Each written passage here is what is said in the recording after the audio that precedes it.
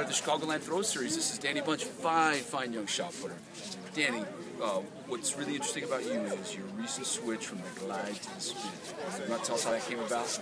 Well, I did the glide for 11 years, and I thought after the end of my indoor season this year, I kind of felt like I hit my ceiling with the glide. I didn't think I could get much more out of it, and I really wanted to be at the next level, so I decided I just had to fully commit to switching to the rotational, because there's a lot of throwers out there that have made that switch, and the average seems to be about like a 7-foot gain, so I wanted to commit and just try to do what I can. It took off a lot quicker than I expected, but it really did take off. We're both coaches, and I think everybody's surprised at how quickly you've adapted. When we see you in the ring here, it looks like you've been gliding for your whole career. So how'd you do that?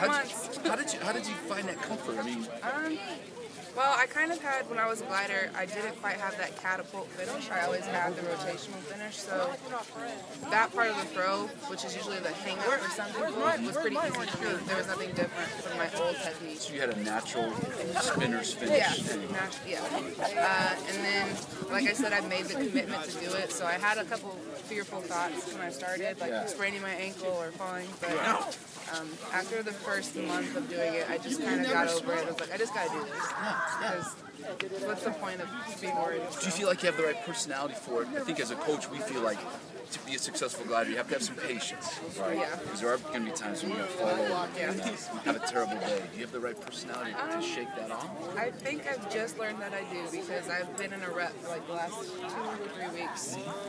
And today was actually my first turnaround. So I think I finally had that bad moment, and now I'm kind of coming out of it because I just realized they happen. And I'm still learning it, so you just kind of got to get used to it, get the reps. And give yourself a break. Yeah. So I think after today, I kind of told myself I'm capable of doing this, because everyone's telling me rotational is the most inconsistent technique there is, because things change all the time. So. Right. There's so many moving parts. Which is frustrating, because the glide is just, you're done. Like, it's a shuffle, go, you're done. Yeah. So. Yeah.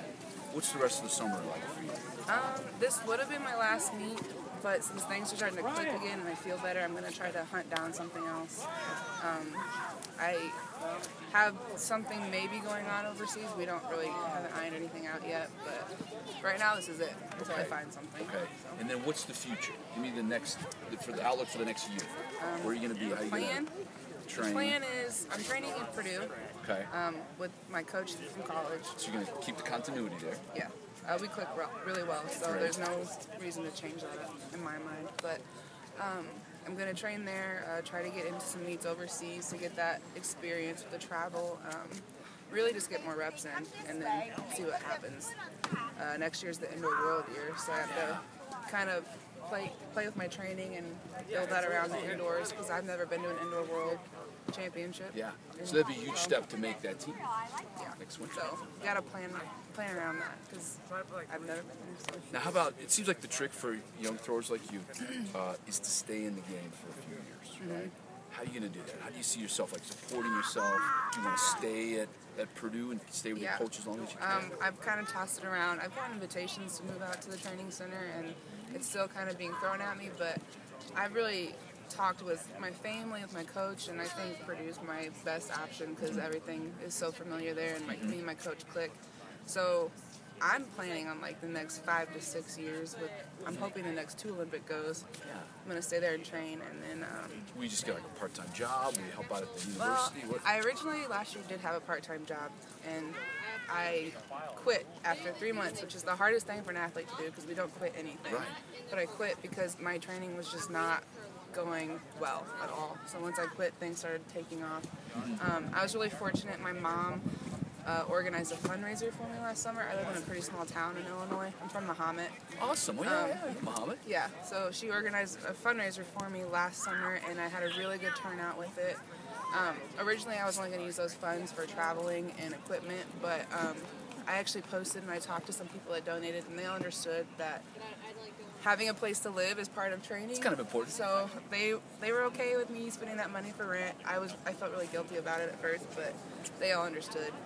And then this summer we actually have another fundraiser set up for August 1st. So that's kind of the money issue. We're handling it with the fundraisers.